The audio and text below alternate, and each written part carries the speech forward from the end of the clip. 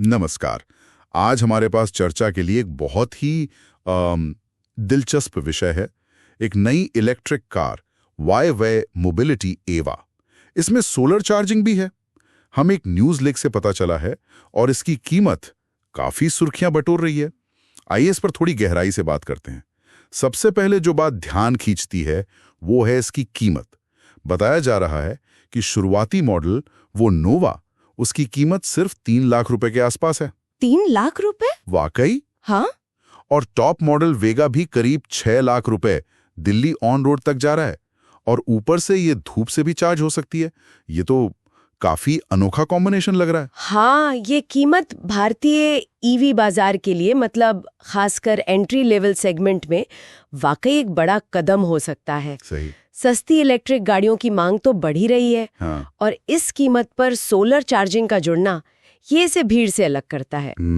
हालांकि एक बात है, एक नए ब्रांड के लिए इस कीमत पर क्वालिटी और वो आफ्टर सेल्स सर्विस का भरोसा देना वो एक चुनौती भी होगी। बिल्कुल सही कहा आपने।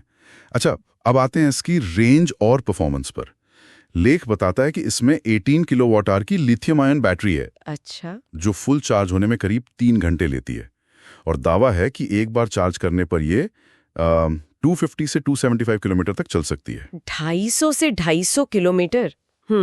कागज पर तो ये रेंज अच्छी लगती है, खासकर शहर में रोजाना आने जाने के लिए। हाँ। पर हमें ये ध्यान रखना होगा कि वास्तविक दुनिया में रेंज अक्सर कम हो जाती है। जैसे ड्राइविंग स्टाइल, एसी का इस्तेमाल, ट्रैफिक, इन सब पर निर्भर करती है। सही बात है। फिर भी सेगमेंट के लिहाज से देखें तो ये रेंज काफी कॉम्पिटिटिव नजर आती है। और रफ्तार क्या कहा गया है? बताया गया है कि ये 8 सेकंड में 0 से 60 किलोमीटर प्रति घंटा की स्पीड पकड़ सकती है। 8 सेकंड, ठीक है। और टॉप स्पीड 100 से 120 किलोमीटर प्रति घंटा है। शहर के ट्रैफिक के हिसाब से तो काफी तेज लग रहा है। हाँ, 0-60 का यह आंकड़ा शहर में, मतलब फुर्तीली ड्राइविंग के लिए पर्याप्त होना चाहिए। ये दिखाता है कि कम कीमत के बावजूद परफॉर्मेंस से शायद समझौता नहीं किया गया है, कम से कम रोजमर्रा के इस्तेमाल के लिए तो नहीं। चलिए, परफॉर्मेंस की बात तो हुई, लेकिन अब आते हैं इस कार की सबसे अनोखी बात पर।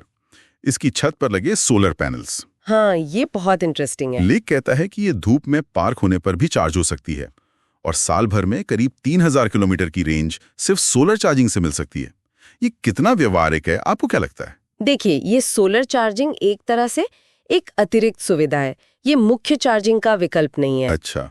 3000 किलोमीटर प्रति वर्ष, इसका मतलब है रोजाना औसतन करीब 8 किलोमीटर की रेंज।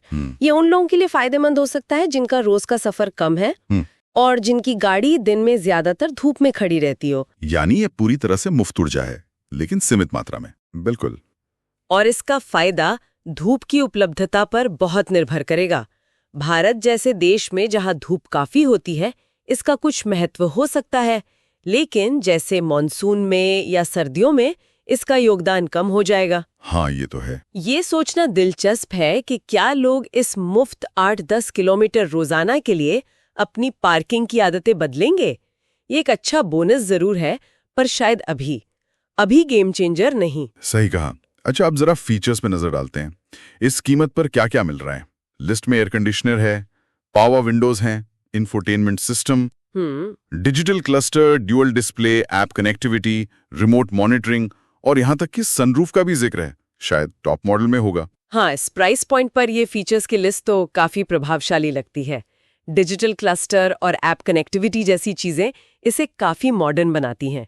ये दिखाता है कि अब किफायती ईवीज में भी टेक्नोलॉजी पर ध्यान दिया जा रहा है। और सुरक्षा, सेफ्टी के बारे में क्या? बताया गया है कि इसमें 2 एयरबैग हैं। ठीक है। टायर प्रेशर मॉनिटरिंग सिस्टम यानी TPMS, जो टायरों में हवा का दबाव बताता है। हाँ, ये अच्छा फीचर है। रिवर्स पार्किंग सेंसर और कैमरा भी है।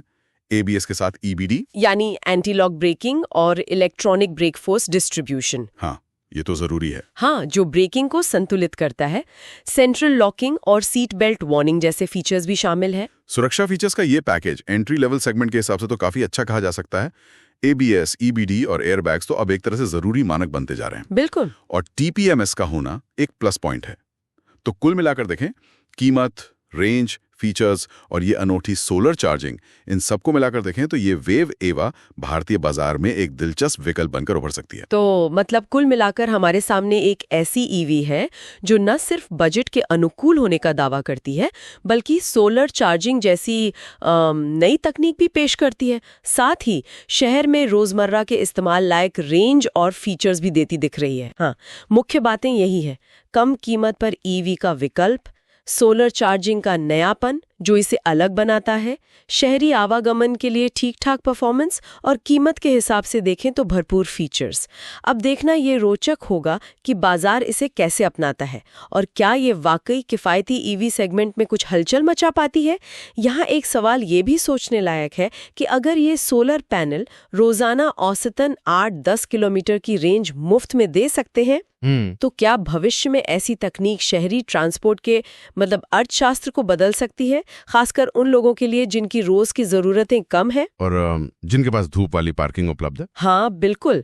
तो ये सिर्फ एक कार के बारे में नहीं है, बल्कि शायद ऊर्जा के इस्तेमाल के एक नए तरीके की संभावना के बारे में भी सोचने पर मजबूर करता है।